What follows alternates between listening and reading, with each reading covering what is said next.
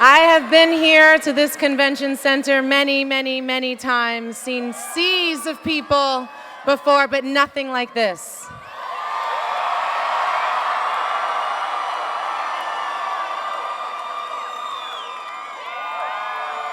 I see all of you, and I'm so grateful that you're here.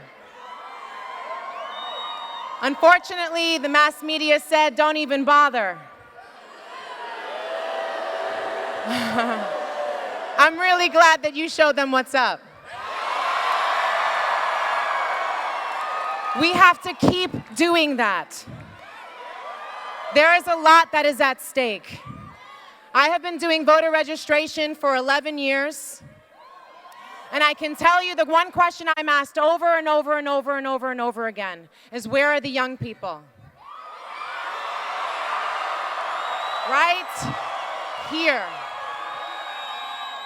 Where is the diversity? Right here. Where are people coming together under one umbrella with one vision for a future that we can all dream and believe in? Right here. When I say that this election is critical, I'm at a loss of words because this election being critical is too small to talk about it. This is, as Harry Belafonte said, about the soul of our country, the soul of our policies, and about our vision. We do not need incremental change, we need bold leadership, and that is what Bernie Sanders brings to the conversation. We do not need someone who's ready to hit that shiny red button when they get into office and create more wars, create more inhumanity around the world, create more tension, more fear.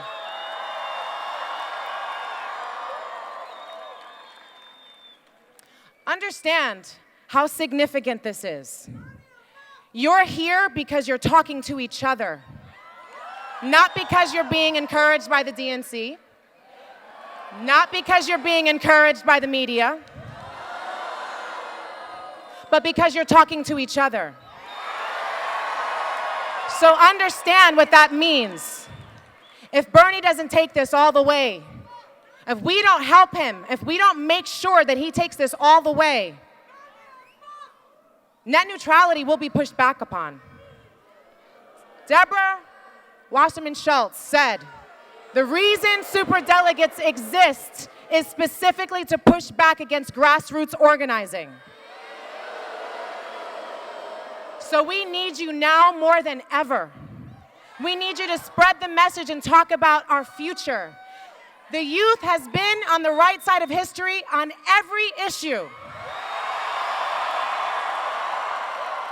They talked about those hippie college kids when they were protesting against Vietnam. Martin Luther King Jr., who Bernie Sanders walked with, couldn't have gotten and done what he did if it wasn't for high school students who said, I'm not afraid to do a sit-in. They didn't listen to us when we said no on the bailout.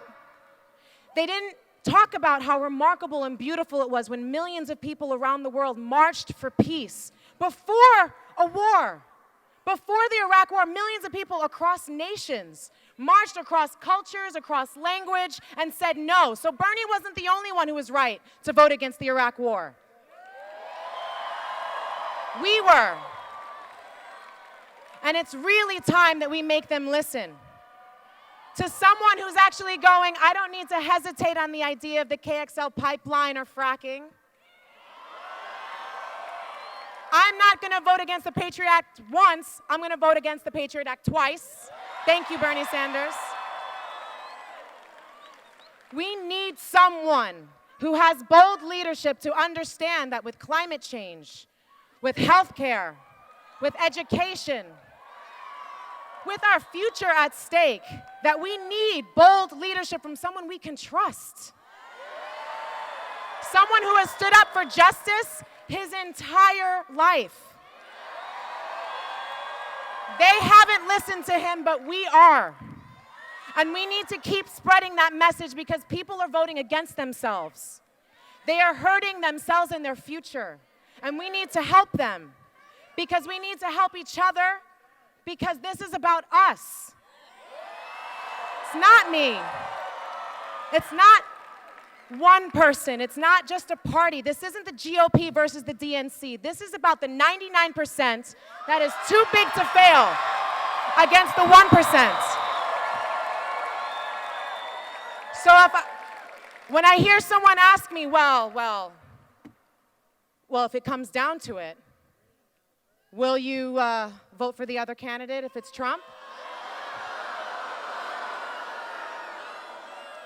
I say if you want to beat Trump, vote Bernie. We are playing chicken here, and we can't pull back. They are going to have to turn. That candidate is the Ralph Nader, not Bernie Sanders. As an independent, he is doing a service to the Democratic Party right now. The Democratic Party we haven't left them, they've left us. This is an opportunity to turn the tide and change history. Do we really want someone who condoned mass incarceration, who thinks that the death penalty is okay, who hesitates on environmental injustices and issues, who thinks that regime change is an idea for foreign policy? No. What we need is bold leadership from a great leader whose time has come. Truly, this is a future to believe in. It is not a dream, it is a vision, and it is worth going for with all of our might.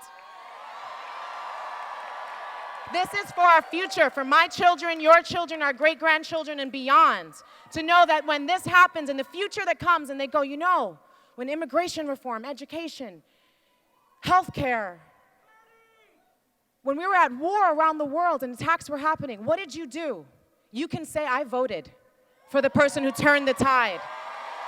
So make sure that you're not just liking this on Facebook, but that you're bringing 10 people at least, each of you, I mean it, across the states, and talk to them and say, this is what is at stake. And make sure that this isn't just reflected here among ourselves in just a memory, but something that is pushed through and we get to see in the history books. Because history is written by the winners, so we must win. Thank you.